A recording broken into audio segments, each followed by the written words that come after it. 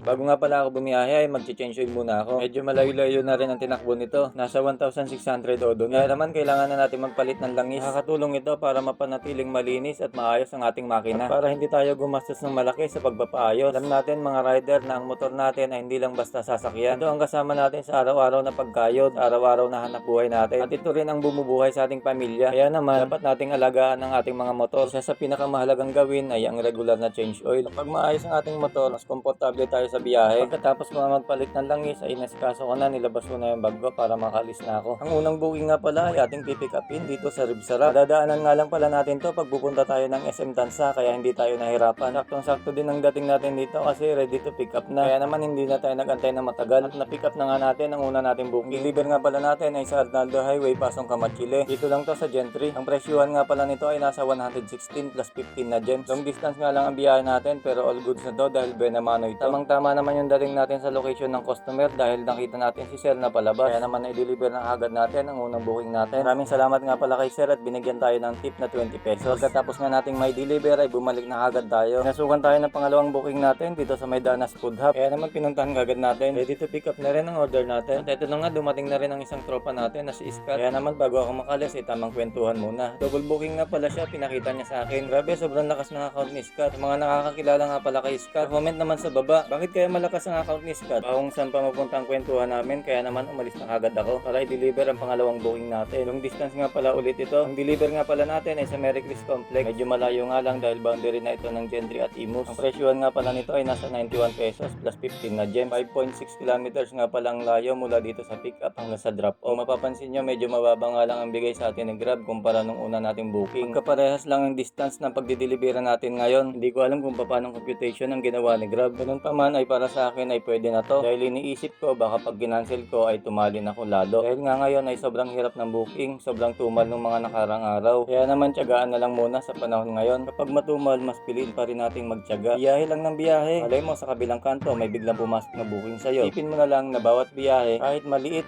dagdag pa rin yan sa kita mo. At higit sa lahat, wag kang susuko. Baka pag sumuko ka, hindi mo maranasan yung taglakas na hinihintay mo. Kaya mga paps, kapit lang, tiyagain lang natin. Darating din ang araw, giginhawa din ang biyahe natin. Basta tuloy-tuloy lang, walang bibitaw. Ride safe mga paps.